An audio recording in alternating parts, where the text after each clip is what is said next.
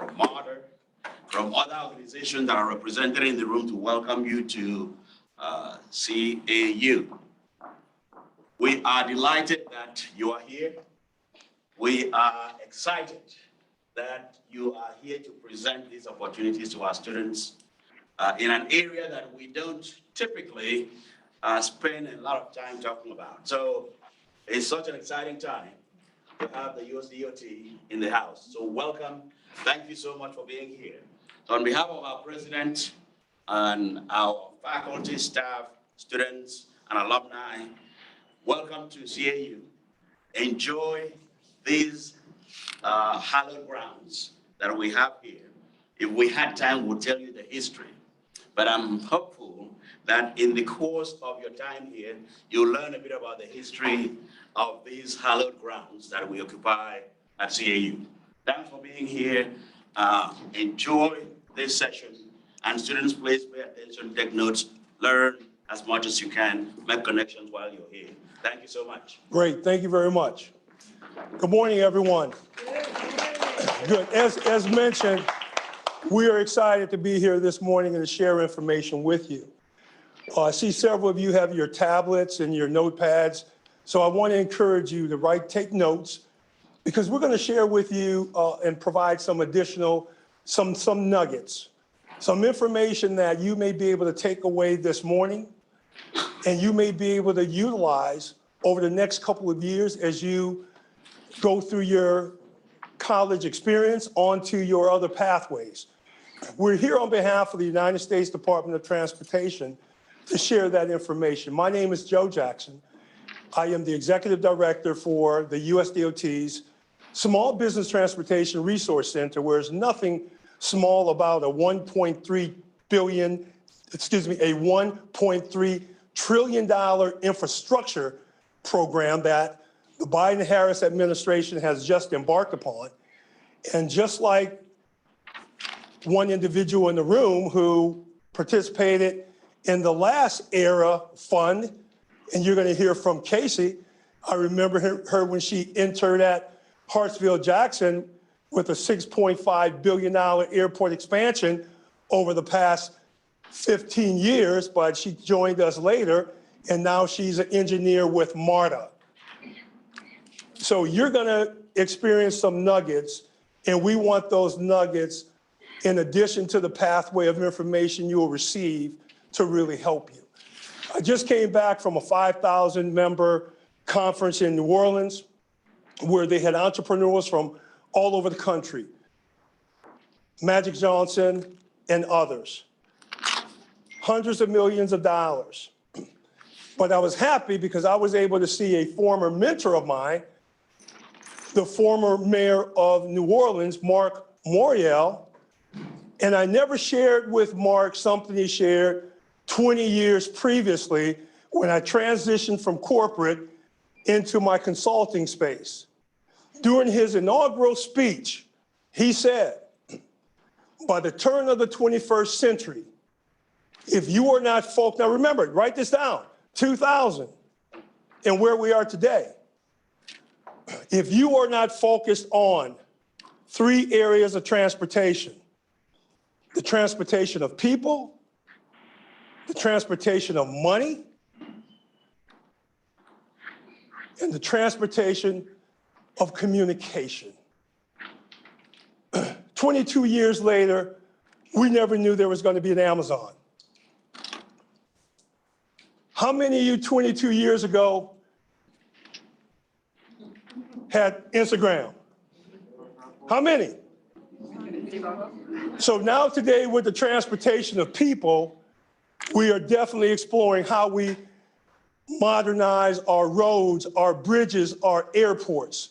So I've had the privilege to work on a lot of modernization projects over the years, but what Mark Morial told me when I was leaving corporate thinking about how I was going to invest my second part of my act, which I'm still casting and performing well in today. And I have an honor to speak to you guys because this is what I enjoy doing most as I go through this performance of life. Because we're all here for a short duration, but we want you to maximize your greatest potential. So we're going to share information with you today, and we look forward to you engaging with us for the future. Because when you look at the transportation of those three areas, specifically with the transportation of people, every type of industry-specific professional career is needed. From doctors to lawyers to nurses to business to accountants to CPAs to engineers to architects to designers. Transportation is so vast. So I'm not trying to sell you on anything. Yes, I am. She said, yes, sir. But definitely, this is a great opportunity. So similar to what Mark Moria shared with me 20 years ago, and I shared with Mark, I said, Mark, you know what? I've seen you throughout the year. And by the way, Mark Moria, how many of you know him? He is the president of the Urban League National. And I said, I've seen you at many, many conferences, but I never had the opportunity to share with you how you touched my life and what you said 20 years ago. I listened. Unfortunately, just think, if many of us would have listened, we would be sitting in the Amazon space. We would be sitting in a social media space. We would be rapping with Elon Musk going to space, the whole deal. So let's be innovative. You guys are on a historical campus where there's a lot of history. That's why we're here. We're here to learn from you about your dual engineering program that we'll hear about later. Also, we're excited to hear about the awesome Propel Center that you guys are embarking upon. So likewise, we're here to share with you, but we want you also to share with us. So at this point in time, once again, thank you all for graciously hosting us. At this point in time, I would like to welcome our director, Ms. Shelby Scales, who is the director of the USDOT's Office of Small Disadvantaged Business Utilization. And ladies and gentlemen, when I tell you that this young lady is clearing and making sure that pathways to opportunities for our Black and brown communities and our diverse communities are realistic, give her a hand.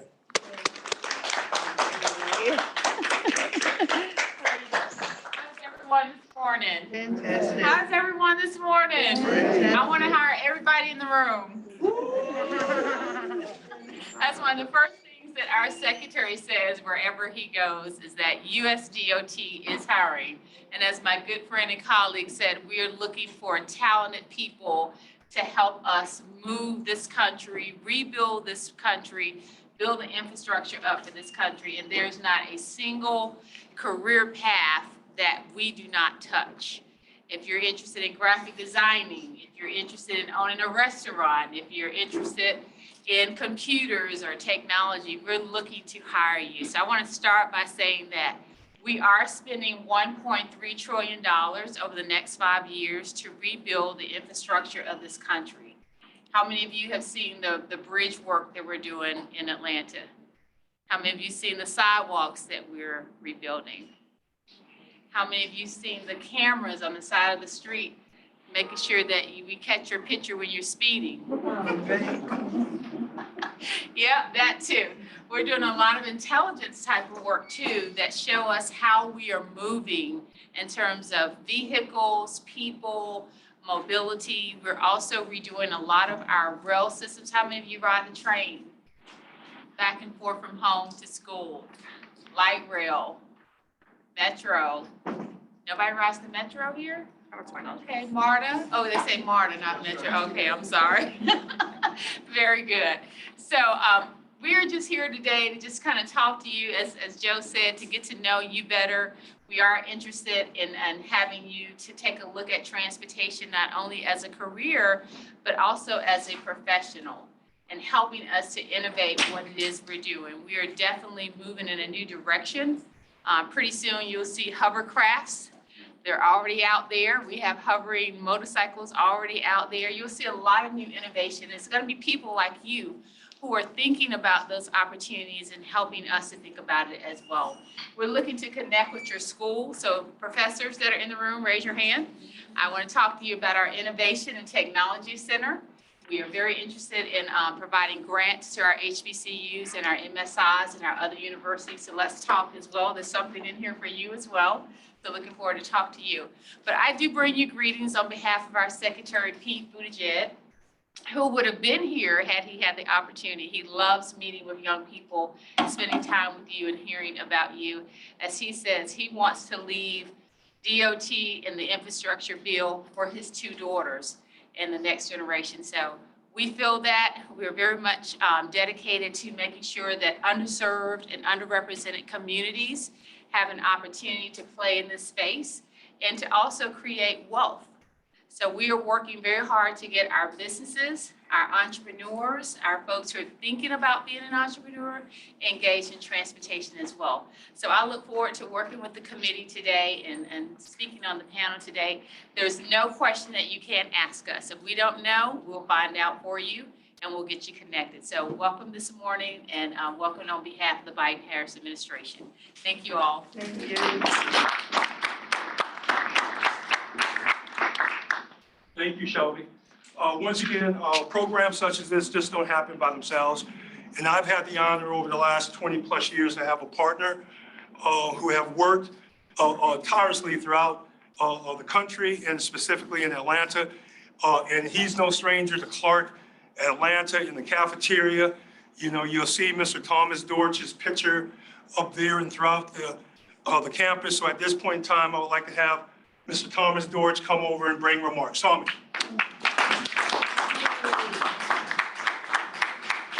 Well, good morning. Good morning. How many Panthers do I have in here?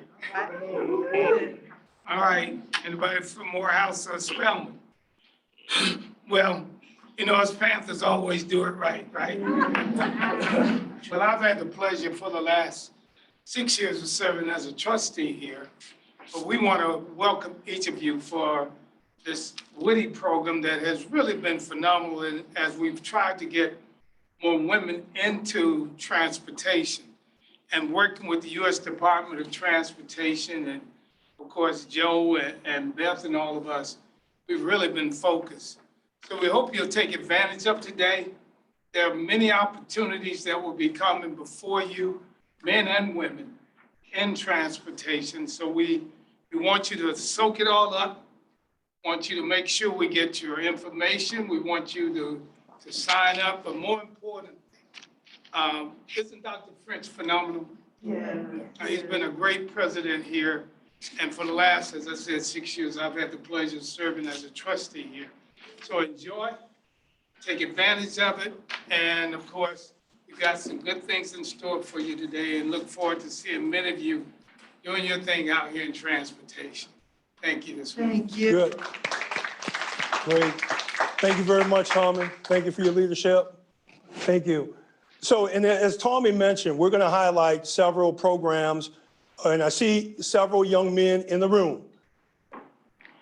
We're going to celebrate some of our programs that we have highlighted for the ladies, but please stay connected and in tune because definitely, as Tommy mentioned, opportunities with dual engineering and et cetera are available to both men and women. So at this point in time, I'm going to have Saronica come up, who's going to lead the HBCU resources team dialogue, and she is with the USDOT's team. She's a program analyst, and she will tell you her story as well. And I think she has a little colors that she's repping as well. So as Saronica comes up, I also want to introduce Peter. Peter, please stand up and say hello. Hello, everybody. Good. Peter is our regional administrator, our RAD, we call it RAD, administrator for the program. And we have 11 centers across the country, and of course, 11 centers in all. And the 10 centers are pretty jealous of us this morning because we brought the entire team from Washington. Lisa, please stand up. Good. Lisa is our bond education program manager, where we administer bond education programs to help people understand finances, insurance, and running a business. And if you receive a transportation federally funded project, you need those resources. So often, you know, Black and Brown really does not have those resources available. So we've been running those bonding education programs throughout the country. So I want to recognize the team and of course, Beth Bonner, our team here our Atlanta team member who's responsible for working with, your team lead to put this on today. So at this point in time, let's welcome Steronica. Steronica.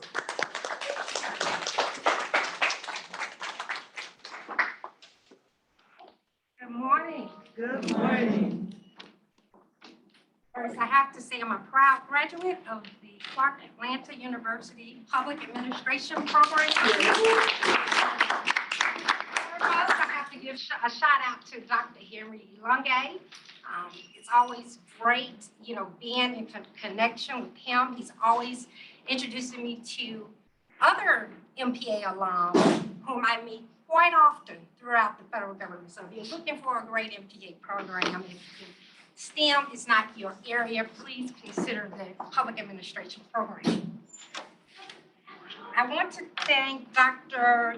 Udoka, Dr. Brown, and Dr. Cooper for allowing us to come today. And also do want to thank Mr. Tommy George, a legend, a champion for transportation. He's been at it for years, and he's continuing to make a great number of inroads in transportation.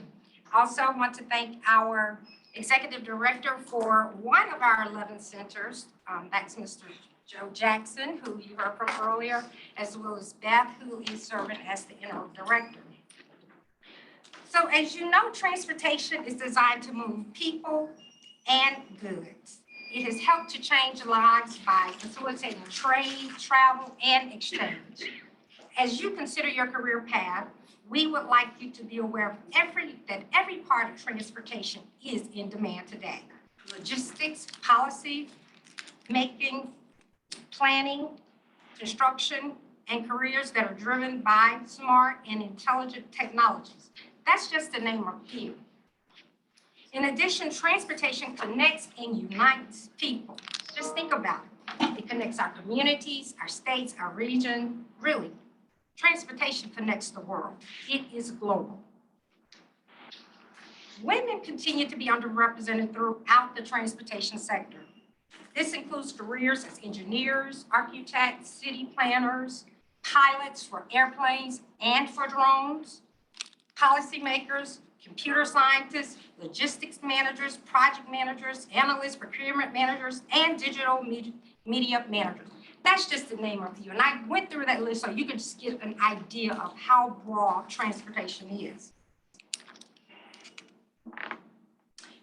It's also important to note that there are opportunities not only in the public sector in these areas, but in the private sector as well.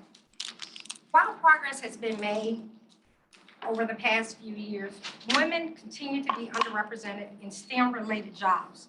According to a 2020 Pew study, Black adults aged 25 and older make up 5% of engineers, 6% are in computers, and 6% in life science. That same research shows that for bachelor's degrees, women obtain 22% of engineering degrees and 19% of computer science degrees, with master's degrees a little higher, 27% in engineering and 29% in computer science. These stats remind us that there's still more work that remains for us to increase these numbers. So this is what leads me to why we are here today. We're here today to share with you the WITI program and hopefully to encourage you to pursue careers in transportation. Primarily, WITI was started as a pilot program right here in the AU Center on the campus of Spelman. The purpose of this program, which was developed under the Obama administration, was to create opportunities for women and girls in the transportation sector. And here with the WITI program, we do that through paid internships in the transportation industry. So as I shared, the goal of the program is to increase the participation of women in the transportation industry and to prepare young women to become nation's leaders ideally in transportation. As you may know, the U.S. Department of Transportation is made up of operating agencies: Federal Aviation Administration, the Federal Highway Administration, Federal Motor Carriers, Federal Rail Administration, so on and so forth. Also, I want to acknowledge the National Highway Transportation Safety Administration. That deals with the behavior of those of us who are in transportations as riders, as people who are moving goods and services. It looks at the psychology and our behavior, and so that field really needs a great deal of psychologists. That's one area that a lot of people really don't think about. It really is administration we really do not promote a lot, but it's a very promising area. And also we have our maritime administration, which deals with the movements of goods by ports, through ports. So everything in here, everything you see, more than likely came by way of ship. So Joe alluded earlier to our 11 small business transportation resource centers. This is a list of all 11 centers. Each of these centers are required to place at least 2 interns each year. So if you look at these different regions, the states that they make up, we want to encourage you to reach out to these centers and to inquire about these internship opportunities. It could be in a state that you reside in, or just a state that you're looking to go and just experience that region and experience that state. But you would need to contact centers directly. Outside, as you came in, there is a QR code. You can scan that QR code, and from that code, you will receive a link that will link you to all of these centers. Just to give you an idea of some of the jobs in transportation, these are some estimates, and these salaries depend on your region. Most of these are for the DC East Coast area. Project managers, highway engineers, the median is $100,000. Airplane pilots, $139,000. But look at logistics professionals. That ranges from $61K to $231,000. Our second program we want to highlight for you is our Pathways to Entrepreneurship program. The purpose of this program is to create that next generation of transportation, construction, technology, engineering entrepreneurs. We are happy to be able to work with students on entrepreneurship. Through this program, we're looking to target college students, and we're still in the process of setting this program up. And we're very excited about it because as a junior or a senior, you will be exposed to not only what are the acronyms for being a small business owner, but you're going to be exposed to the emerging technologies in transportation. For example, we're looking to bring in a training program that will show you what it is like to be an EV charging station owner and operator. And we also are encouraging the students that as you consider entrepreneurship, that you remember that one of the quickest ways to build generational wealth is through entrepreneurship. But also we want to encourage you to make that move after you secure your college degree, your undergraduate degree. So a few takeaways we want to share with you is that while STEM studies are really important and we encourage and promote STEM throughout transportation, we want you to know that public administration is important, business is important. As our director alluded to earlier, just about any area of interest that you have, it can be paired with transportation. We want to encourage you to keep an open mind and explore the many career opportunities. And also we want you to start looking at some of these opportunities we're going to share with you today. My colleague Tammy Jones is waiting to share with you not only all of the internship opportunities and fellowship opportunities, but direct hire positions that are available today. So as you hear about these different opportunities, we just want you to keep an open mind, But also we want you to consider being the captain of your own ship and to consider a career as an entrepreneur. Of course, that's if your appetite and your skill set supports that. And lastly, we want you to remember that the future of transportation belongs to you.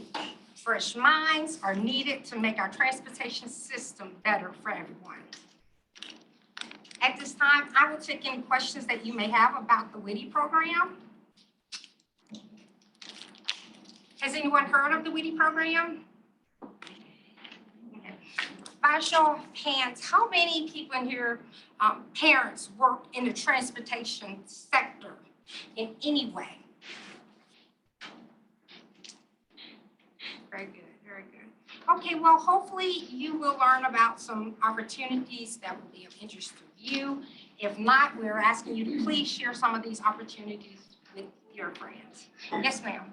What type of skill sets do you guys look for I guess, the Women in Transportation program? So there are an array of skills that are needed. So with our SBTRCs, they place you with transportation entities. It could be with a state DOT as an analyst. It can be with a private sector entity as a program or project manager. It can be with a local government or even with a nonprofit like GAEA, which deals with transportation from the nonprofit area. So the good thing about the program is that it provides you with real skill sets that are transferable to the real world. So you will be doing real work, and you will be able to develop your skills in communications, in program management, or whatever area that particular job is geared towards. It's important to note that these are paid positions. Most of the positions do also provide course credit. So for those of you who have to complete an internship before you complete your degree, you will be able to receive course credit as well. Yes, ma'am. Good morning, and thank you so much for being here. I'm Dr. Cheryl Dester-George, Director of the MBA and Graduate Programs. Just wanted to know a little bit about the timelines, like when should they apply and how does the process work for them? Yeah, so most of for the WITI program, our teams start receiving applications as early as January, and they try to notify the students by March. Excuse me, my colleague, Tammy Jones, will go into greater details about some of the other internships and fellowships and those deadlines. But the time is now to start thinking about these opportunities, learning what the requirements are and how to apply.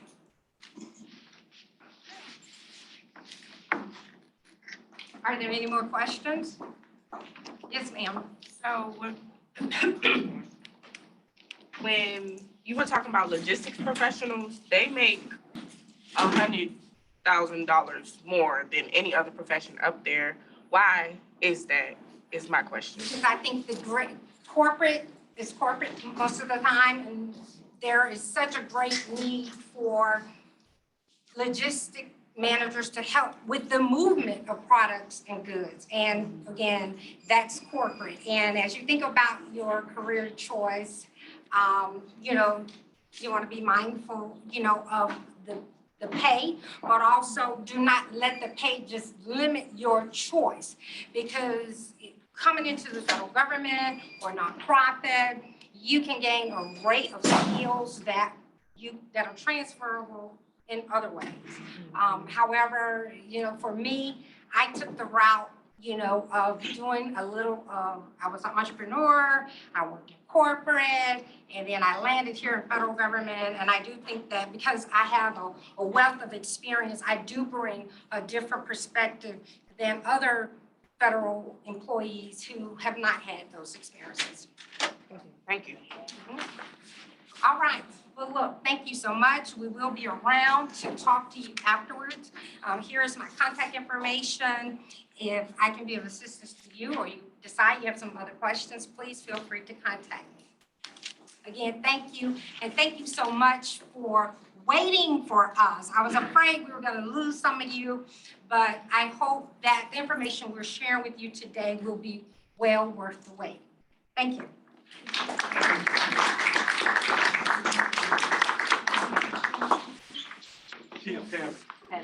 So now we have Tammy Jones. This is one of my colleagues from the U.S. Department of Transportation. She is also a HBCU Employee Resource Group member, along with myself, which is a new group that we've started to help make certain that after the fanfare and the hype of HBCUs are over, that we have the infrastructure in place to make sure that at the Department of Transportation, HBCUs still be on everyone's mind. So I'm going to turn it over to Tammy Jones. All right, all right. Well, great late morning, everyone. I am so excited to be here. I feel bad that I was not able to be there with you in person. Nonetheless, I have some great information to share with you. And I'm really looking forward to being able to connect after this event. And so I'm expecting each one of you to reach out and find out more about what we offer within the Department of Transportation. I heard earlier that Shelby mentioned that the secretary usually starts by saying he wants to hire everyone in the room. That is so true. It's so true because we are looking for those fresh minds. We are looking for the talent that you possess to come in. And I'm going to tell you a little bit about how you can do that. Now, you've heard about the WITI program and you've heard about the Pathways program. Now, one of the immediate ways that we are looking for new talent into our agency is through our intern programs. We start usually at the sophomore level. So that means you could have completed your freshman year and then you would be considered a sophomore. But we are currently recruiting for our future leaders in public service intern program. And that program is a 10 to 15 week program where students have an opportunity to work with various employees within the Department of Transportation. Again, it could mean that you are in business, you are an engineering student, you might be majoring in graphic design, you might be interested in air traffic control. We accept students from various backgrounds. This program is a 10 to 15 week program in partnership with the Partnership for Public Service. We will pay students $4,000 to complete 10 or 15 weeks, up to 15 weeks during the summer. And that's usually from the beginning of June until sometime late in August. Right now, we are accepting applications for that program, and the deadline is November 27th. I will be able to share that information with you after this session, but I want you to put the Future Leaders in Public Service program on your radar. And also, note that it's open to anyone to apply. A second program that we have is the Summer Transportation Internship Program for Diverse Groups, or our STIP-DIG program. Right now, we are accepting applications for that program through January 31st.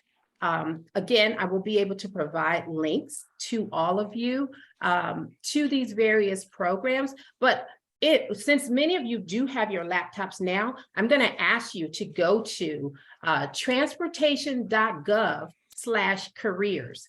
That's where you'll be able to click on the link to our student intern opportunities and find more of this information. But a little bit more about the STIP-DIG program. The STIP-DIG program, students actually come on board as contract employees for 10 weeks during the summer. And as I mentioned, we are accepting applications from up until January 31st. Students in this particular program will be transported or moved to DC for those 10 weeks. And so within that program, we provide housing for the students who are participating. Students usually will room with other students from DOT intern programs or the same program. However, students must, in this particular program, must report to DC at the beginning of June to participate. Now, I do want, to let you know that you could stop me at any time if you have questions about any particular program that I do go over, okay? At our FAA, Federal Aviation Administration, we have also the program of the Minority Serving Institutions. This particular program, again, typically runs through the summer, up until 12 weeks. So 10 to 12 weeks, students participate. Again, many of our programs start in June and through the end of August, simply because we know that's when you're getting out of school, or August is when you're getting ready to move back into your educational spaces. And so our programs last anywhere 10 to 15 weeks. But with the Minority Serving Institutions program, these programs are throughout the FAA only. And so students who are interested in interning with FAA have an opportunity to work with either an air traffic controller, an engineer. You have an opportunity to work in HR, in cybersecurity, which we have a big need for, and various other organizations, airports, our next gen organization. So there's very many areas that you can actually participate in our intern programs. This particular intern opportunity, the application will close late February. And so again, be mindful of some of the dates, but I will provide you with this information. FAA also has an aviation safety STEM student program. And this is one of their elitist programs where they typically accept no more than 50 students in that particular program. And so, and you must be majoring in STEM. So whatever your STEM discipline is, you would qualify for this program. Again, many of our programs are looking at those students who have completed their freshman year. And so you are definitely eligible to participate for that. Applications typically close in January during that time for the aviation STEM program. Now, how many of you, just by a show of hands, have heard of USA Jobs? Anybody? Yeah. So if you have been looking at some of the Department of Transportation or even some of the federal jobs, you know that many of our opportunities for an entry level or a pathways program job, they are posted on USA Jobs. And so that being said, we have a program called the Secretarial's Internship Program. And with that program, it is one of our pathways into a permanent full-time position within the federal space. This program is unique in that it is unlike the other programs that are typically only during the summer. Many students do come through the agency in the summer, but you can remain on for as long as you are in school and up until graduation. If you remain on up until graduation, that is a sign that the management enjoys working with you, you enjoy working with the management. And at the end of your internship and at the end, once you graduate, most times managers offer you a permanent position into the federal government. So our Pathways program is that route that you would take into a full-time permanent job with the federal government. There are 3 components to the Pathways program. So for those of you who are in school, it's the internship component. Those of you who would have recently graduated within the last 2 years, that is the recent grad component. And then there's also a fellowship component, the Presidential Management Fellowship. And those students in that program, that program is run by the Office of Personnel Management. However, many of the federal agencies offer that program and bring in recent grads through the PMF. If you are in the PMF program, that program is more of a developmental program to help you to hone in on those skills that you are bringing into the agency. One of the things that I often tell students at the beginning of the summer when I go out to recruit is, you all have something unique that I don't necessarily have, that Veronica may not necessarily have. You all are so unique in that you have the social media piece. And in the federal space, we are just becoming accustomed to using it, but we bring our interns in because you guys, you know it just like that. You know it just like that. And, I often talk about how, oh, I should get on this, download this app or get on this app, and only later to find out that some of you all say, oh, we don't even go to that app anymore. And so one of the things that we look for with our interns is to keeping us, current as an agency.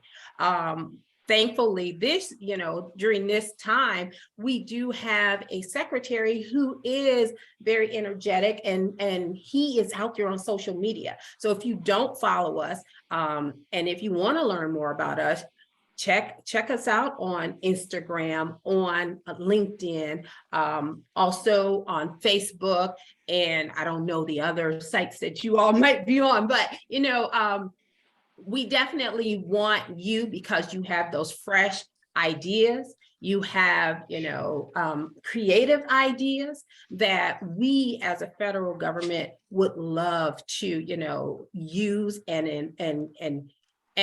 embrace, because we want to stay current. We want to make sure that, we have that innovation coming into the agency. After a while, things start to change, and it's students like you who have that energy to bring us, what we need to be a current and a fulfilling agency. That's all I have right now. If you have questions, please let me know. I'm here to answer any questions that you have. In addition, I will make sure that you receive links to all of the intern applications that we have out now, as well as more information on the upcoming intern applications that will open later in December. Any questions? Yes, I have a question. Can you see me? I can see you, yes. All right. I'm Maurice Love. I'm a first-year MBA student here at Clark Atlanta University, concentrating with supply chain management and finance. And I want to know, are there any available opportunities for graduate students? Absolutely, yes. So, so within our Pathways program, we do have those opportunities for you. So if you are considering going back to school, or just because you are a recent grad, you can apply to that component. In fact, I don't know how many of you are on Handshake, but I just posted a list of occupations on the Handshake app or the Handshake site, where we are bringing in our recent graduates. And in a lot of cases, you don't have to go through USA Jobs. These are some of the positions that are directly hired into the agency. And so if you are not on Handshake, I encourage you to, sign up for Handshake, because that's where we're posting a lot of our positions. Again, I will share this information with Veronica so that she can share it with all of you in the room, but check us out. Absolutely. Thank you. You're welcome. Are there any more questions? Can I just say, I know she used the term called direct hire. What that means is we can receive your resume, interview you, and hire you. Just that simple. So if you're very interested about the positions, please make sure that you submit a very thorough resume for us to consider, with all of your experience and your community service and volunteer service as well. Nice cover letter with some areas that you might be interested in. Please do look at the websites that she mentioned as well. Veronica also mentioned that oftentimes we will train you in the job. So you don't have to be a 100% match, right? We're just looking for core skills to match for those particular positions. But I wanted to make sure you understood what direct hire means. Normally, it takes us anywhere from 2 to 3 months to go through that process. Direct hire is exactly what it says, direct hire. Yes, thank you. Thank you so much. And I also want to mention that this afternoon, as well as tomorrow, we are offering a information session on on the different programs that I mentioned. And so students do have an opportunity to talk one-on-one or speak one-on-one with many of our program managers to ask, more specific questions about the intern opportunities. We also will be later on, more in December, January timeframe, we will be offering resume writing courses to help you craft your resume for the federal government. And so we have sent a lot of the information to the universities. And so check, with your career counselors as well as on Handshake, because we're definitely posting that information out there to make sure that you are connected. Great, thank you very much. Once again, let's give the panelists a hand. Thank you. Great. Good, I know we had some students who had to leave earlier to go to their 11:15 class, but just bear with us for the next, pretty much 30 minutes, and we're gonna wrap it up and get you out of here. But it's been once again, an honor to serve you guys and to share information. Hopefully you've been able to gain some new knowledge. And as mentioned, we want you to follow up. At this point in time, I would like to have the next group of panelists to join me. Director Shelby Scales, please join me. Veronica and Casey. And is Tammy still going to be joining us, or did she have to? I'm here.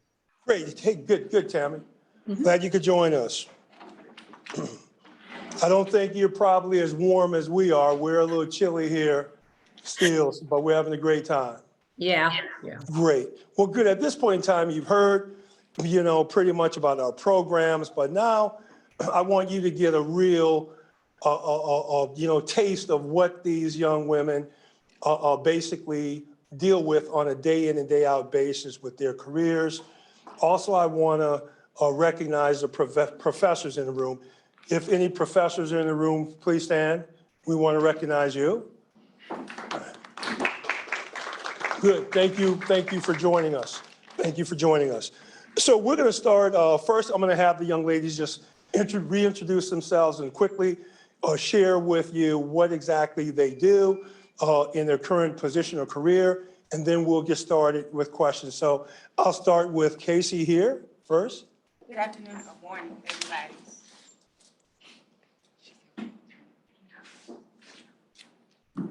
Good morning. Morning. I'm Casey Gamble. I actually graduated from North Carolina A&T, so also at HBCU. Good. There you go. I have a degree in architectural engineering. Actually, when I graduated, went to work for another fellow Aggie.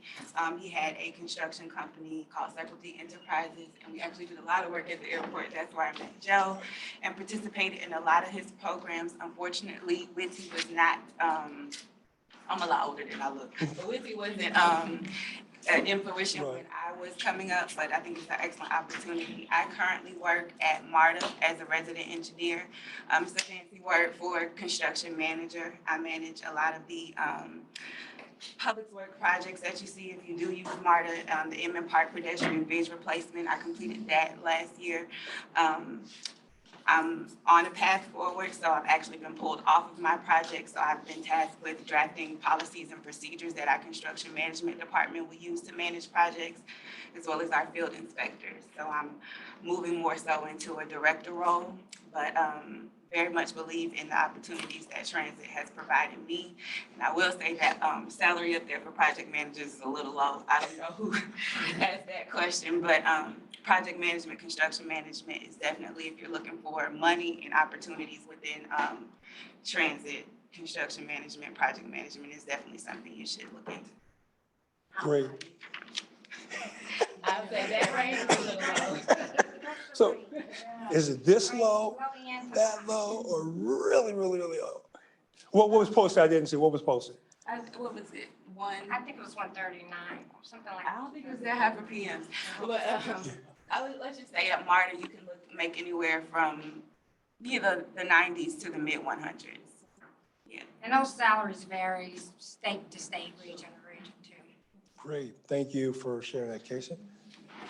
Okay, great. My name is Shelby Scales again, and I was appointed by the Biden-Harris administration to direct the operations of the small disadvantaged, although we don't consider our businesses disadvantaged, we consider them most times underserved utilization office. But what I do is I carry out the policies and the direction of the administration, meaning the White House.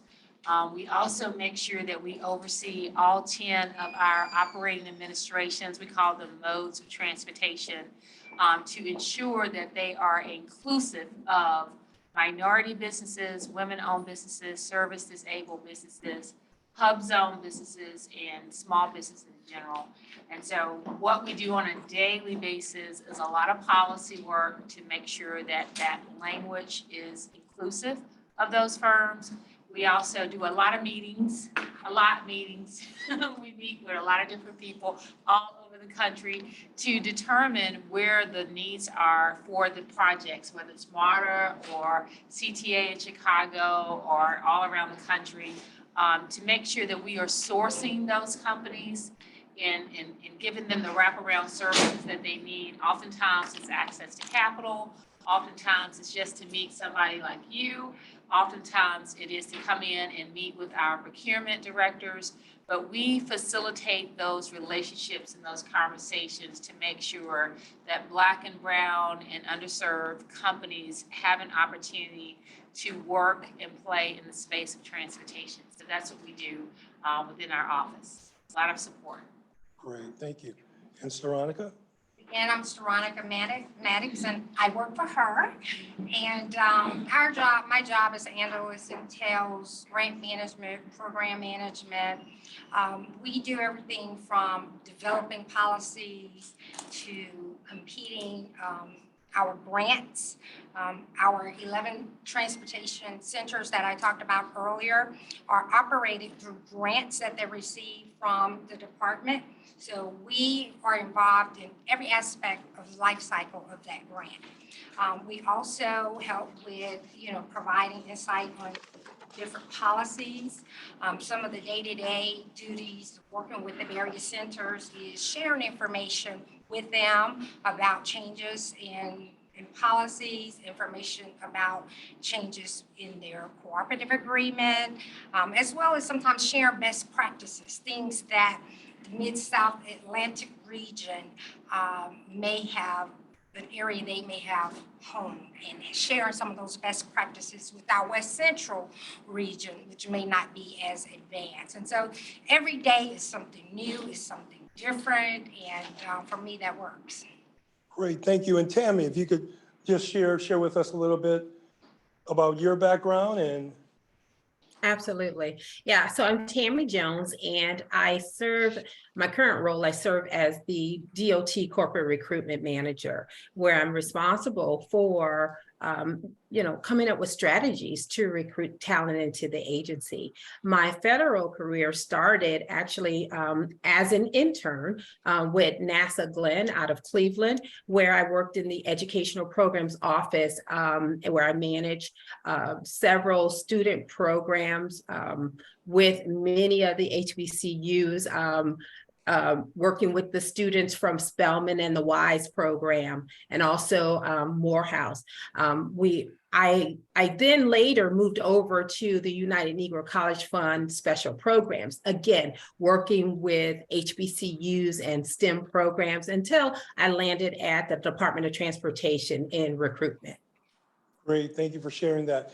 In many moons ago, when I was in undergrad, I was always feeling, okay, I'm a mass comm major.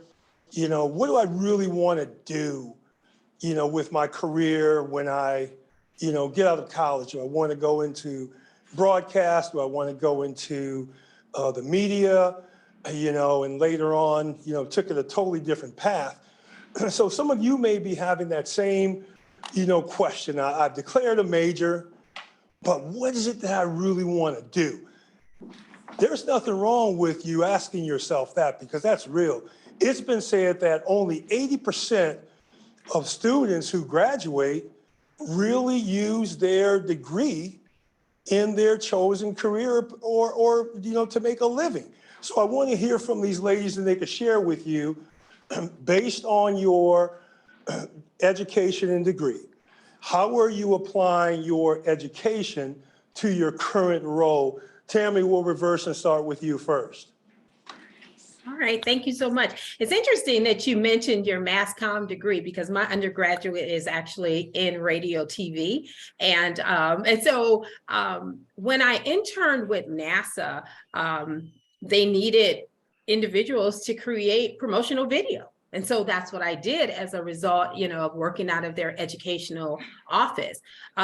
When I moved over to the Department of Transportation, I thought I had gotten away from, working in production, but I had to write scripts for our events that, for maybe our administrator of FAA, and then also scripts for other individuals. So talking points and speeches, things of that nature. But as a result, I had been able to hone in on those communication skills, because I go out daily, often information sessions, whether they're in person or virtual.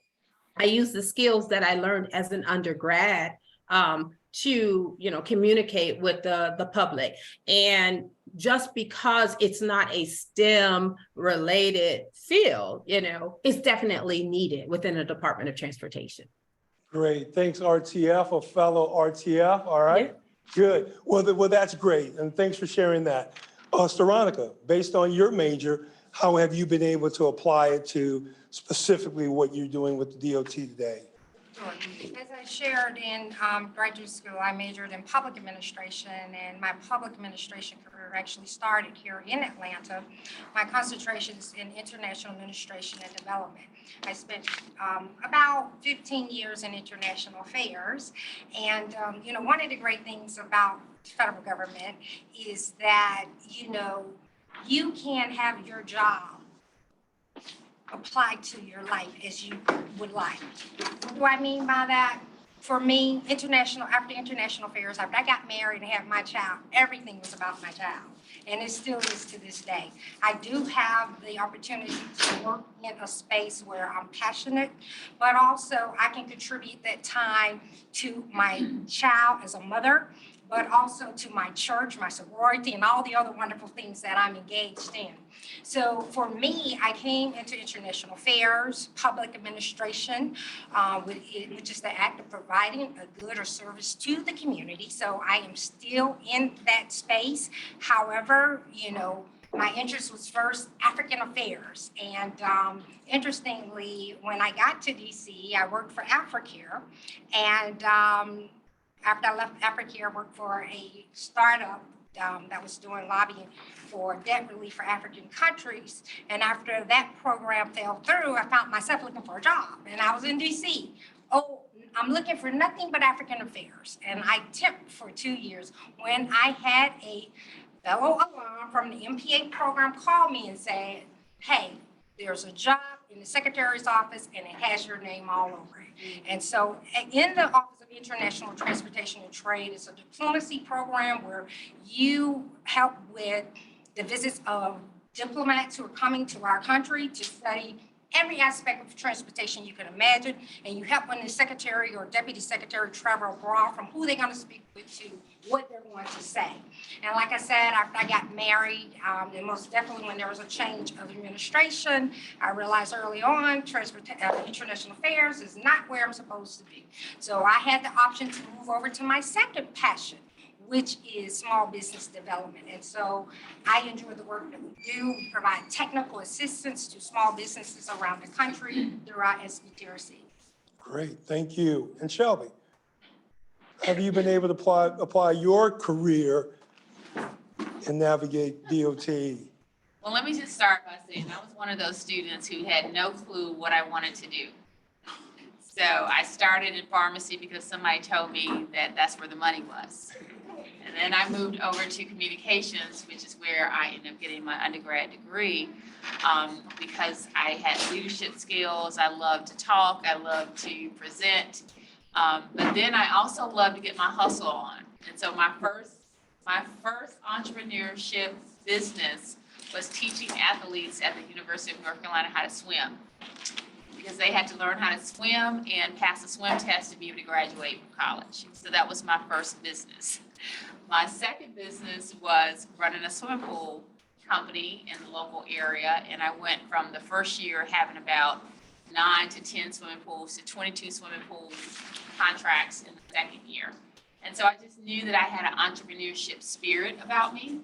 I did not realize it was connected at the time to my father, who also owned a transportation business, a bus business, early in our childhood, and actually was the only bus system that was supporting Winston-Salem State and A&T and some of the HBCUs.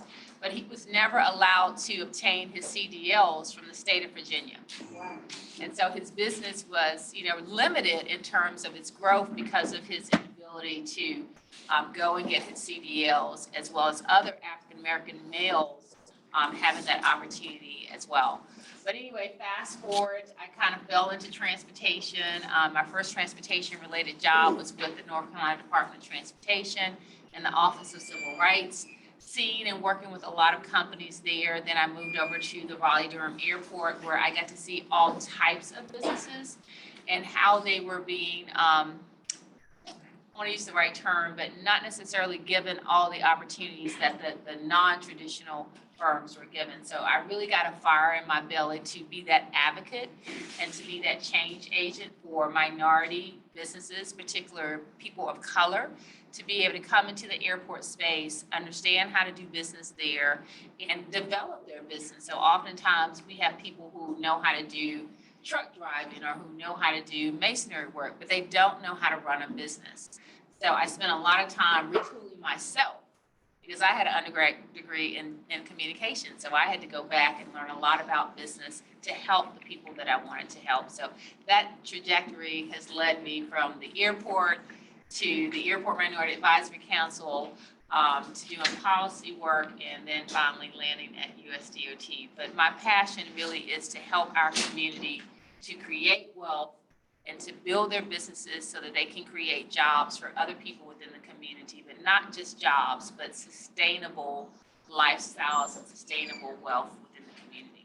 Great, thank you very much for sharing that. And we're going to pretty much wrap up with, Casey Gamble sharing with us, because of course, although some people, probably 80% do not utilize their undergrad degree, but some professions, you better. If you're an engineer and if you're going to go be an engineer or an architect, certain ones, you definitely want to be focused on pursuing. But unfortunately, sometimes a lot of those career paths are not really, the doors of opportunities are not open.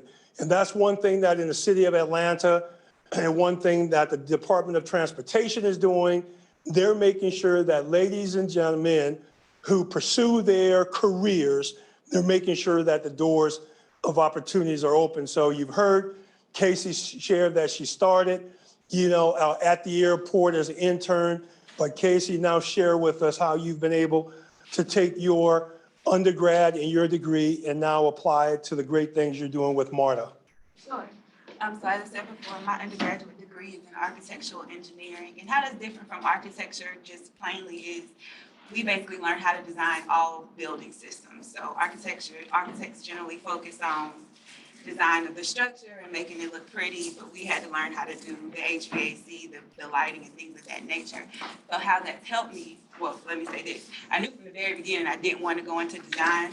our freshman year, our professors told us engineers kill people. Like that was their motto. That was too much pressure for me. But construction management allows me to use my degree because I understand all of the plans. I can read a set of plans like nobody else, and I understand all of the different building systems. So that's how that's helped me become at the top of my game when it comes to construction management. And that's also afforded me the opportunity for promotion. Like I said, I'm on the path for becoming a director, and I've already started shifting into those roles. So my degree actually has been invaluable, even though I don't use it in terms of design. The knowledge that I gained through that experience has helped me basically master the construction management area that I'm in. Great. Thank you very much. So we're going to do a quick wrap up. Anything in closing, ladies, that you want to leave with the audience before we bring up the dual engineering program and the Propel Center to hear some exciting things that Clark has going on? Any departing words you want to leave? I just want to say to you, whatever you're passionate about, if you have questions, find someone to ask your questions. They can lead you down another step or get you to another pathway. So do not be afraid of asking questions of people who are doing something that you think you might be interested in, because they can help you think about the educational track, the career track. They can help you with mentorship. Do not be afraid to ask questions. Great. Anyone else? Yeah, my thing is most definitely take advantage of some of these opportunities. At least try it out as an intern. And just remember, interests change, technology change, your careers may change. And just remember to be open, and like Director Scales said, most definitely follow your passion. Great. And I'd like to add that, and it's been said, it's so important that you find a mentor, find someone that will be supportive of you and that will provide the guidance that you need. Oprah always mentions her kitchen cupboard. And so find someone to be in your kitchen cupboard. Thank you. Great. Thank you. Casey, anything else you want to share? No, you guys got it. Great. Thank you all. Let's give them a hand, ladies and gentlemen. Good. And once again, as Tammy mentioned, if you're not familiar with Handshake, definitely make sure you familiarize yourself with that Handshake portal, because I know of companies right now who are looking for young men and women to come into their, hybrid environment, be it virtual, part-time, et cetera, and this could be a great time for you. At this point in time, I would like to have to join us the two gentlemen, Dr. Charles Gibbs and Dr. Olu, who's going to share information about the dual engineering program and also about the Propel Center. Inga. Oh, okay, we haven't changed? Okay, Ms. Willis is going to bring it, okay, great. Oh, thank you, okay. Good, come on. I'm sorry, they switched up on me, didn't tell me. What's your name again? Inga Willis. Ms. Willis, thank Yes, you, sir. appreciate it. You're going to bring remarks about the proposal. Great, thank you. Good, first we're going to have Ms. Willis, who will share with us, and we're excited to learn more about the Propel Center. Sure. Great, the mic should be. Good morning. Good morning. I'm Howard University. That's my HBCU. There you go, okay. I don't need the microphone. There you go, cool. But Thank you. I just want to say good morning. I know you all have been here since before I got here. And I am an Atlanta native, born and raised in Southwest Atlanta. I am the Vice President of Branding and External Affairs for the Propel Center, which is an HBCU innovation hub. And it's been my privilege and pleasure to help develop the Propel Center. And how that came to be was that there was a need for HBCUs collectively to have access to resources. And the world was changing and we had to change with it. And so what I do for a living, and I love the way the sisters before me gave their backgrounds and how things connect. And I think that's something that we don't do enough of, to show how what we do connects to your daily life. I used all of my skill sets. I used my communications degree and not being afraid of walking in a room to be able to go in and negotiate with a Fortune 100 company, the largest technology company in the world, which is Apple, to be able to feel comfortable sitting at the table to ask for $25 million. Had to do that on Zoom because we were in the middle of a pandemic, which was overwhelming, but I nailed it. And part of my magic is being in person. So I said, okay, how am I going to advocate for HBCUs in this little box on my computer with the team? And we did that. So I worked with various stakeholders, including students like you, including professors, some probably whom are in this room, to talk about interconnectivity of departments and gaps and what was missing. And part of that was, I went to Howard and School of Communications. So my gift is presentation, marketing, things of that nature. But when I needed a spreadsheet or, you know, somebody to make sure the budget was right, I had to walk all the way up the hill to the School of Business to get somebody whose jam was numbers and details, and they enjoyed obsessing about what drove my brain crazy. And we would work together, and that's how I started my first company as a student. So my background, just to share with you, is as an entrepreneur. This is my first time working with a company. I was a top-line songwriter for Arista Records. I made great money, and technology disrupted my income and the industry because digital downloads came into the game. And I worked for labels that thought CDs would last forever, and all of us lost absolutely everything. And so because I had a degree, I was able to reinvent myself because that's what HBCU students and graduates do. And I was able to pivot into a space that made me magnetic for solving problems. And I learned that everywhere has problems, and if I have a solution, I can make myself relevant. That's what got me to where I am today. So thank you all for pointing that out. It's the connectivity and not having to stay focused on what box we're in and how that fits. There's always a need for skill set and acumen. I would not have been able to go to my dream university if both of my parents hadn't retired from federal government. My mother implemented Head Start and retired from the EPA, so her trajectory shifted in federal government. My father was a civil rights investigator for housing and urban development. This may not matter to you now, but they still have incredible retirement and stability. My journey was a roller coaster because I was an entrepreneur and I was a creative. So it was up, it was down, but I was built for it. But only about 3% of people are, to be quite honest with you. So I hope I can alleviate some of that angst where you're like, oh, I want to start my own business. Everybody does. But that doesn't mean you have all of the components. And when the supply chain is down, you can't build a building on a campus in 20 minutes because you can't get the supplies. So all of those things connect. That is why I am just overjoyed to now do the work of the HBCU ecosystem. I'm a fourth generation HBCU graduate. I'm privileged and obligated to do this work for under-amplified institutions. I could have easily taken this project to my alma mater. I did not. And that's what I'm trained to do, and that's what you're being trained to do, and that's what we do throughout the ecosystem. But my grandmother graduated with honors from Benedict College, and my mother from St. Augustine's College in Raleigh, North Carolina, the Episcopal HBCU. That's what she would share with you. Where my uncle walked to clean floors and became a student, and is now president emeritus. So I grew up in the environment of HBCU excellence. What we do is we design innovative solutions that we can share with students like you. Most recently, we have things we offer to partnering institutions like Clark Atlanta students. Then we have 10 from here making $22 an hour to train high school students in coding.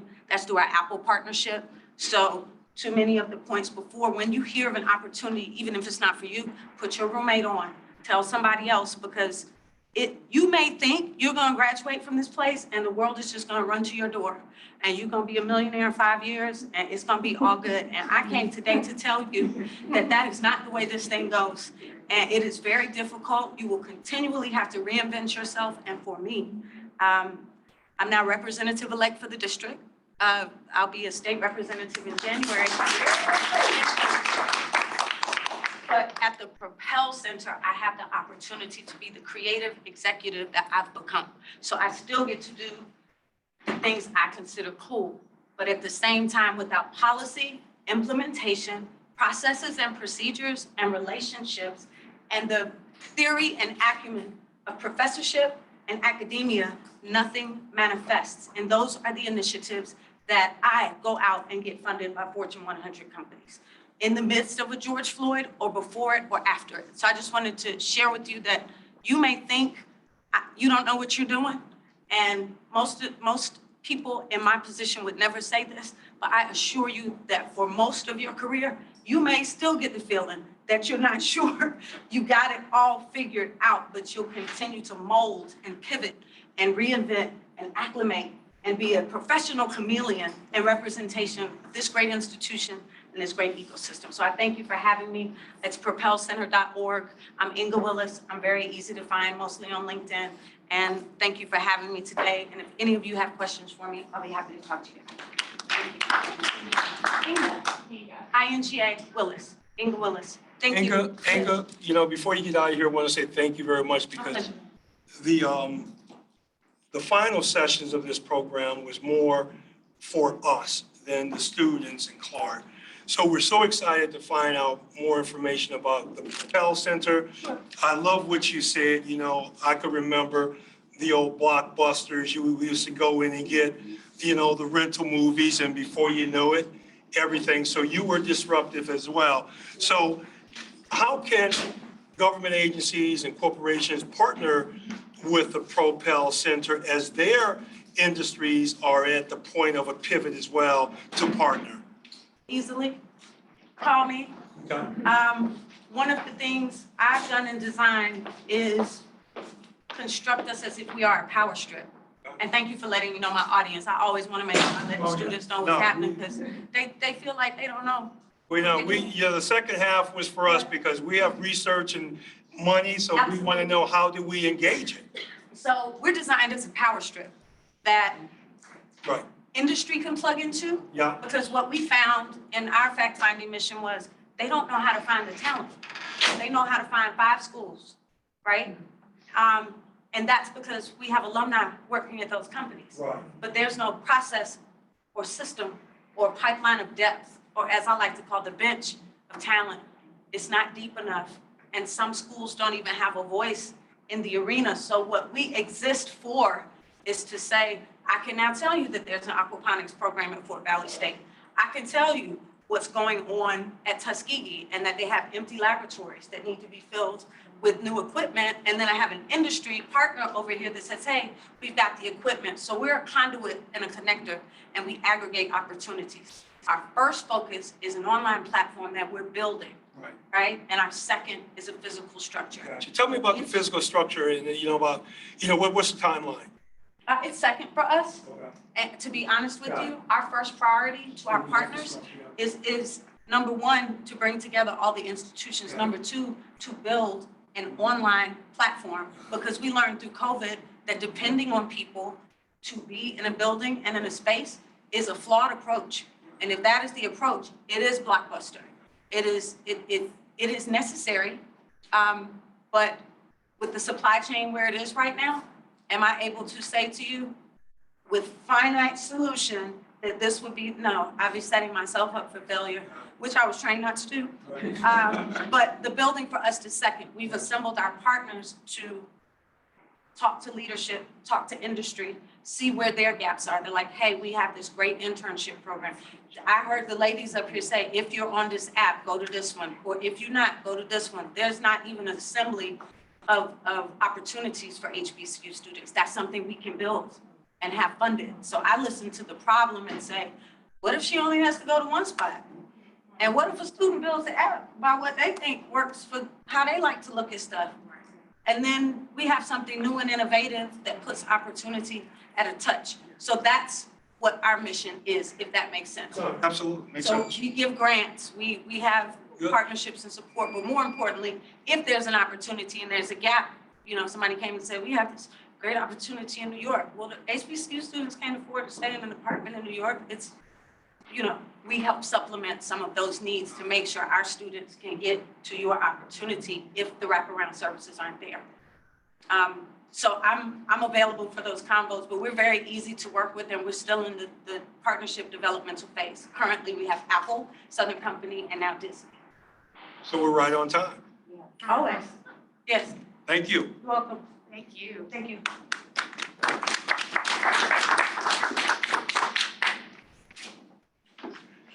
Good, so yeah, we should have told you guys that this is really for us, so you guys brought the team, so yeah, we're ready. Perfect. We are so glad to hear that. Dr. O, I could start the introduction. Yes, Okay. I will step you through. All right. I am Dr. Ravina Baskerville-Lottie. I'm the director for the dual degree engineering program. I want to thank you all for inviting us to share with you our talent and what we're doing within the engineering, within our program for the students. The dual degree engineering program is a 3-2 program where the students are able to get a liberal arts multidisciplinary experience here at Clark Atlanta University before they go on to the partner engineering institution for 2 years. At the end of that stint, they then receive 2 bachelor's degrees, one from Clark Atlanta University in one of the STEM areas, including interdisciplinary science, math, computer science, biology, chemistry. They can choose any of those areas that support the engineering degree that they want. Similar to you at we have a relationship with NCAT as well. Have you met some of our students when you were there? Yeah, we have a relationship with NCAT. This program was instituted in 1969 to address the issue of African Americans in engineering. It's less than 1%. I want you to know that today, that number still hovers around 4 to 5%. So the HBCUs have a significant role in ensuring that we increase those numbers.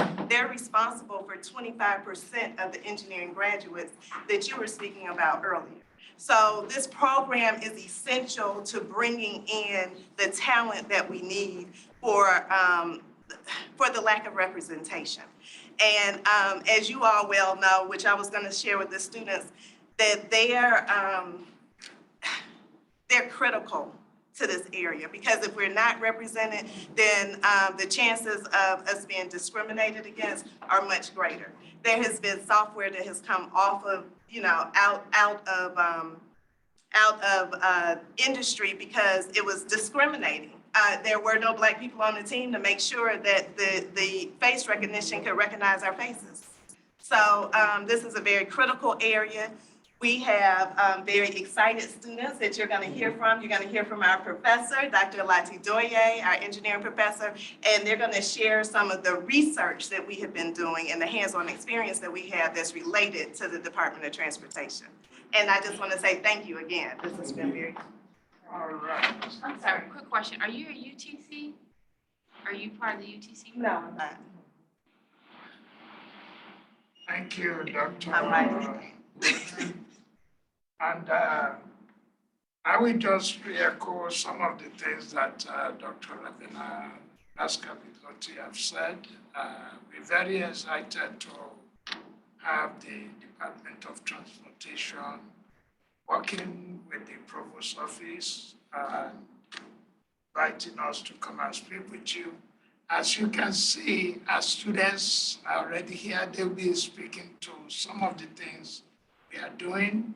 And if you have the time to also visit some of the labs, I will just highlight some of the few things here.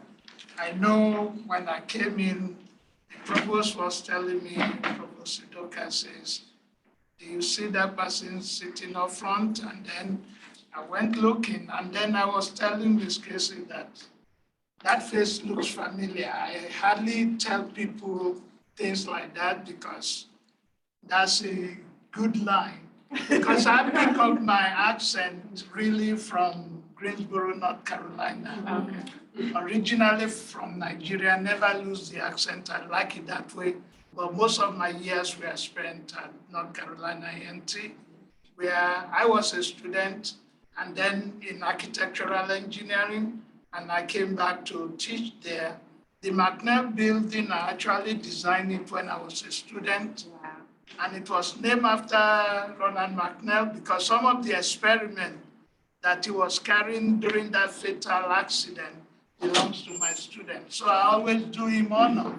And you will see and readjust some of my presentation to reflect some of the things that we've done in the summer, even after getting to CEU. If I may, Dr.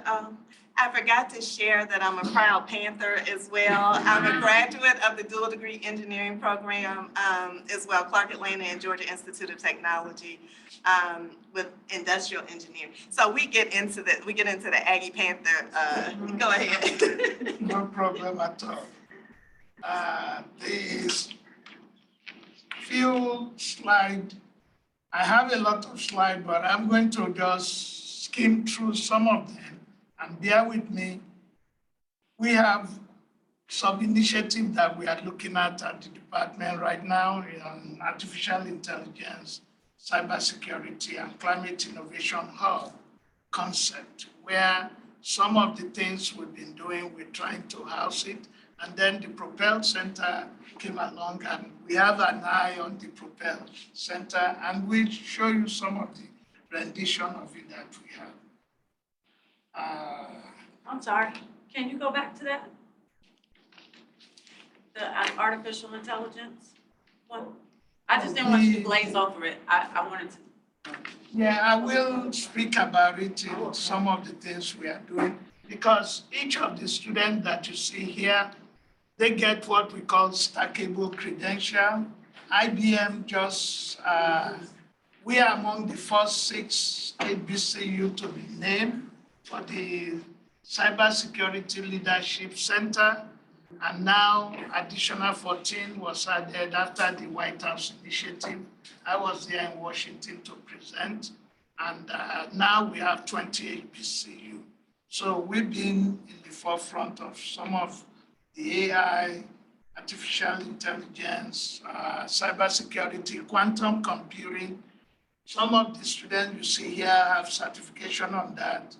It's integrated into some of the courses that we do: machine learning, design thinking, cloud computing.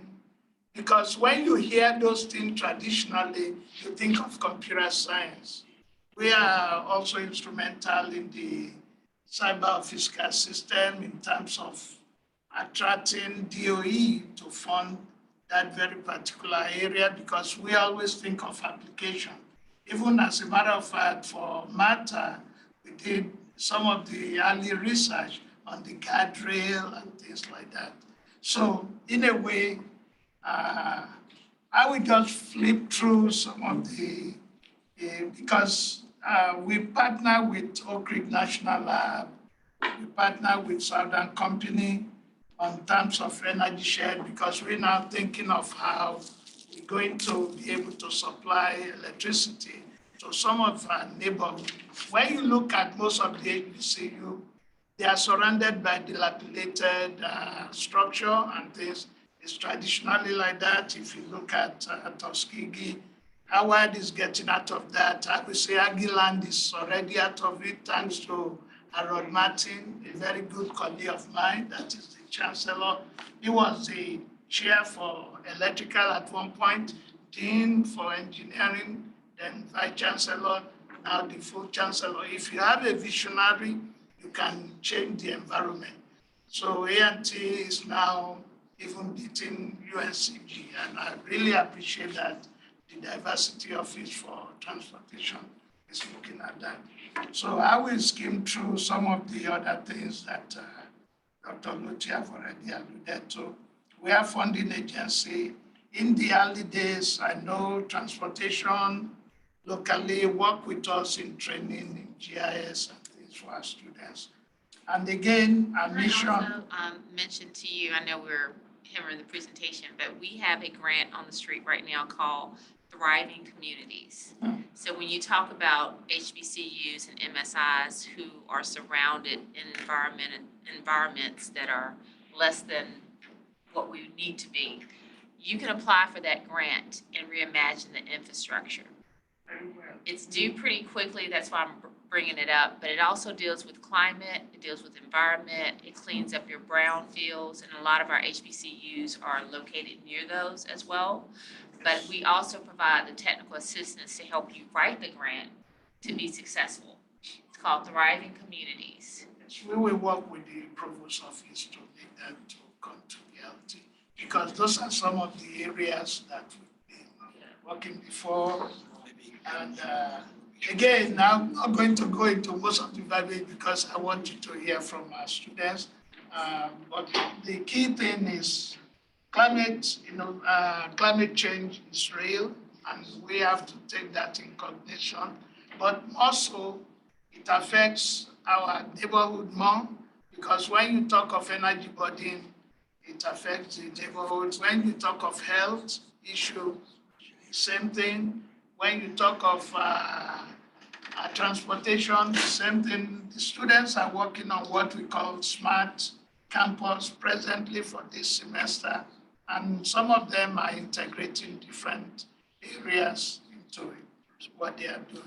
So, but when you see the slide, some of the things we are talking about, we've been cognizant of that. We work with USAID for developing countries, because for our students, study abroad is not just going to Europe, it's to be able to reach out to Africa. There are some projects we do in terms of energy share that we're looking at some countries in Africa, because we were part of the delegation that went with Secretary Muniz during the Power Africa era that was in Addis, and helped to kick off the mini-grid notion at that time. So we think of eco-entrepreneurship. I know everybody say entrepreneurship because we do apprenticeship. You watch the master craftsman or the mistress craftsperson, and then you learn, and then you can do the same thing and train another one. That's the way we train some of our environmental leadership group, and they train some of the middle schoolers. We have pipeline programs. So in a way, you all know about the climate change, but some of the intervention area in mini-grid intervention, health, fuel, hydrogen fuel.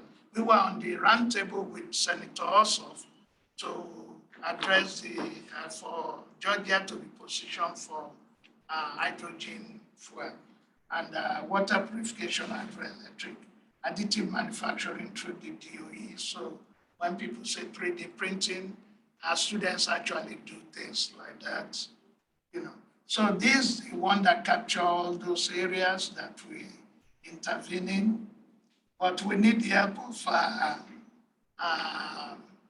Department of Transportation. When the Propel Center is in place, we want to fill it up with things to come from the agency in terms of things that can impact our students. So this is our concept of mini-grid, but I'm not going to bore you with that microgrid. But let me just quickly speak to transportation, and then we can, then each of my students, because we participated in a lot of real-life projects. Smart neighborhood, we've participated in it, but EV cars and things, charging station, we need it more in our neighborhood. This is in Alabama with the Southern Company. And when you look at this, this is in the neighborhood, even though they thought it was in the disadvantaged neighborhood, the one for Atlanta, which is about 25 minutes from here, but it's not within the real disadvantaged neighborhood. So we say, we just charity begins at home. We will demonstrate how to do it. We participated in having data from this also.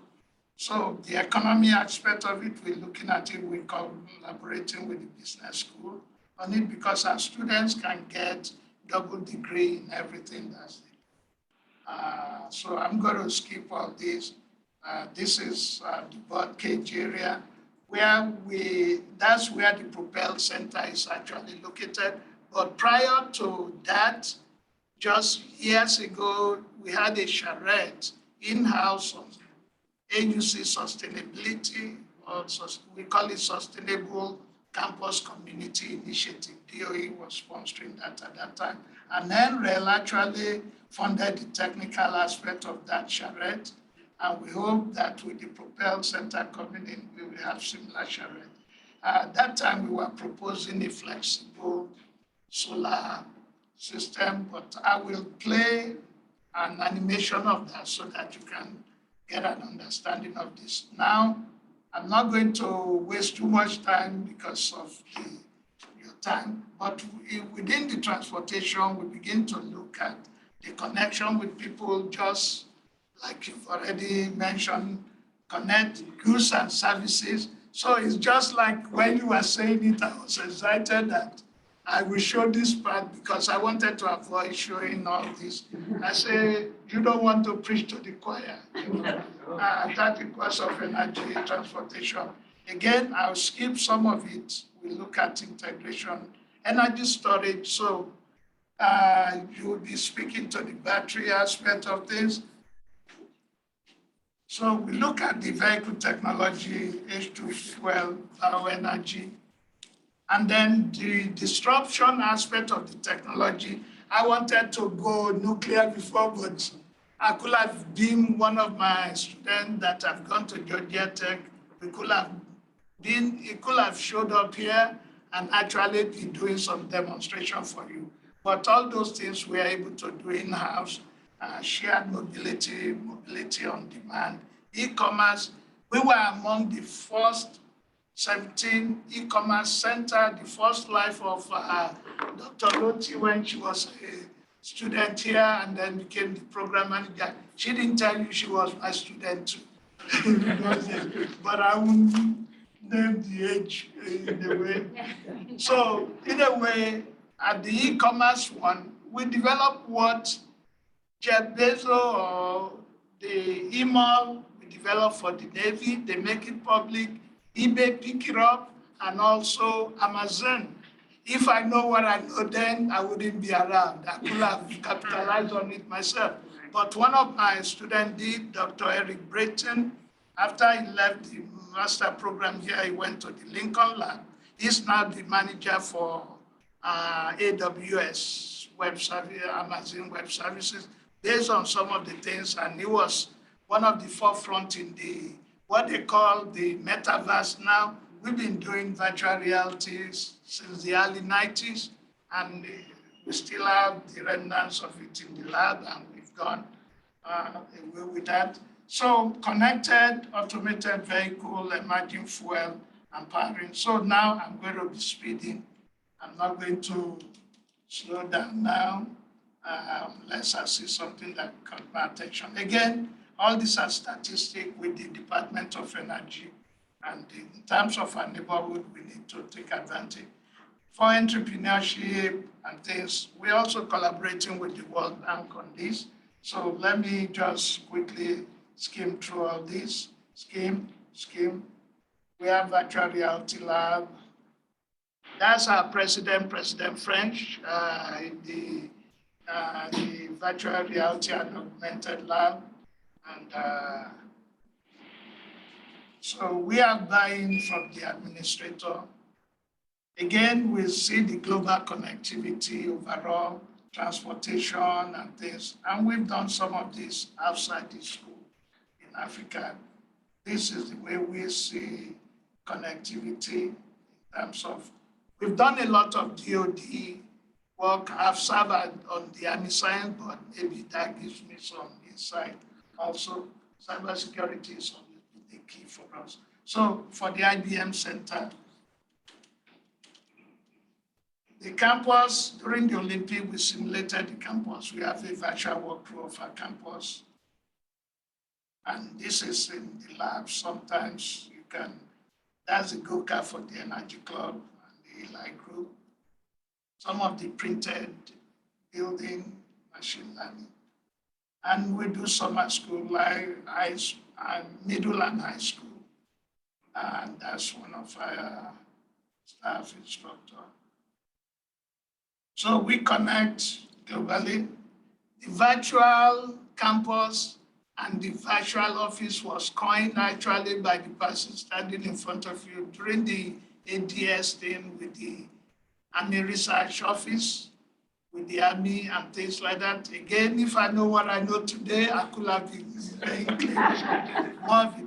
So we have all this relationship, but we want to make sure that transportation is on it. This is the pipeline. When we talk of the pipeline, we do visually, we actually do that. So now Zoe, you can go first. So at the end of the table. Okay. Good afternoon. Oh, see you on TV. My name is Zoe Landers. I am a dual degree civil engineering and physics major here with a minor in mathematics, concentration in environmental and construction engineering. I have done research with Georgia Tech Biophysics Labs, National Renewable Energy Lab in Golden, Colorado. I have done work with the Cold Climate Housing Research Center in Fairbanks, Alaska. I have a lot of knowledge in quantum mechanics. I am working on my certification from IBM in artificial intelligence. I've done research here with the math department. So I do a lot of research and I love engineering. And so this is the research that I've done with the— You didn't say you won any competition, national? I won the National Department of Energy Jump into STEM competition where I created a triboelectric floor generator. And so working to implement that into different homes. I'm currently working with the Solar Decathlon Design Challenge in the District Cup. I currently serve as the CAU NSBE president, the CAU Physics Club president. So I'm involved in a lot of stuff on campus, as you can see. So now we can get started on my presentation. And still maintain age. Yes. Yes, managed to keep good grades. So this is the project that I worked with under the engineering and math department here. So I use choices of transportation mode based on travel distance to the airport. I work with another student who is also, he's working on his master's in mathematics right now. So the problem we focused on was identifying different factors that affect different modes of traveling to the airport. So I don't know if you guys remember, the airport had an issue where the power went out and it caused a lot of traffic. So our goal was to figure out how we could stop that in case of an emergency. So if an emergency were to occur, it would have been a mess because traffic was very backed up. And so we worked with Arizona State University on this project. And so we wanted to pinpoint the favored mode of transportation and travel to the airport. And we collected data with the Phoenix Sky Harbor International Airport as well as with the Hartsville Jackson Airport here in Atlanta. And we also worked with the Department of Homeland Security. And so we collected data science. So we worked with, our question was, does a traveler's mode of stay affect their chosen mode of transportation to the airport? So if they stayed in the Airbnb, they would most likely take a Uber. If they live here, they would probably get a family member to take them to the airport. If they stayed in a hotel, they would most likely get the hotel to take them to the airport. So we collected all that data and put it in one point, and then we studied that data. And then our GIS, Geographic Information System, question was, are there any similar patterns of transportation and or route taken to the airport different depending on the closeness to the airport as well? So we studied where they stayed, and then we also studied how far or how close they were to the airport. So in our design solution, we captured different information from passengers. So I was at the airport passing out different QR codes. It was a lot, but I did it. I collected the data. So I went to the airport 2 or 3 times a week, different times of the day, to capture different passengers for different events. So I realized, oh, if I went on Tuesday mornings, I got a lot of people that are coming for work events. Weekends, I would see, okay, it's a lot of families. So that also was that we implemented that into our data as well. And then in conclusion, they're still working on the project. So in conclusion, our techniques have the different abilities to benefit the Homeland Security and the Department of Transportation. And it was effective with the GIS methods that we were able to discover in handling the different traffic. So what I did here with the images, I had different GIS mappings and different layers implemented to see, like the one over here, you can see the roads. You can see I-20, you can see 85. And so we could see the traffic and how different people chose which highway they were going to take to get to the airport. And then in the middle, we had a layer where you can see everything. You can see absolutely all the details in this one. And then this one right here, right above Dr. O, It's kind of similar to the one with I-85, but it focused on, it had more road detail. So yes, that concludes my presentation. Are there any questions? Oops, next. It was great. What is your classification, senior? Junior? I'm a senior. Okay, good. What do you plan to pursue after you graduate? Okay, so I have a lot of plans. I know you do. And I mean, I'm like gonna tackle 15 every careers, single one right? of those plans. So I plan to go to grad school I do want to get my master's in physics, primarily in quantum mechanics. I want to study that. And then I plan to enter the Air Force as captain after I get my master's degree. And I do want to work with their GIS lab. They do have a GIS lab in Marietta at Dobbins. And I didn't tell y'all my main goal. Let me tell y'all my main goal. So my main goal is to enter the field of construction and environmental engineering. And I want to assist Black communities and other communities of color who are disproportionately affected by housing, transportation, air, and water. So that's my main goal. So.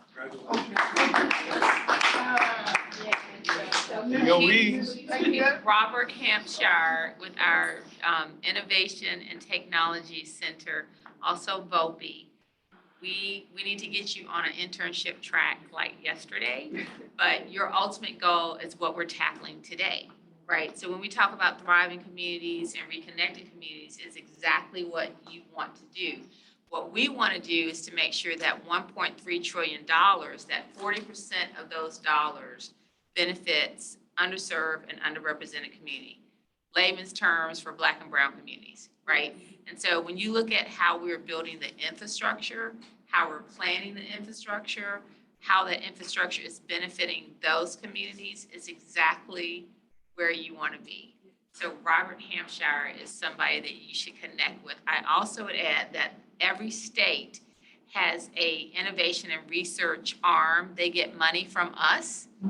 And basically for North Carolina, which you're very familiar with, and I know that A&T did not receive a lot of those dollars. North Carolina State did.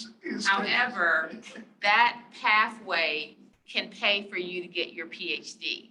So when we think about how USDOT can support HBCUs, when we're giving out all these millions of dollars to these state DOTs, HBCUs should be getting their fair share so that you can create the next PhD.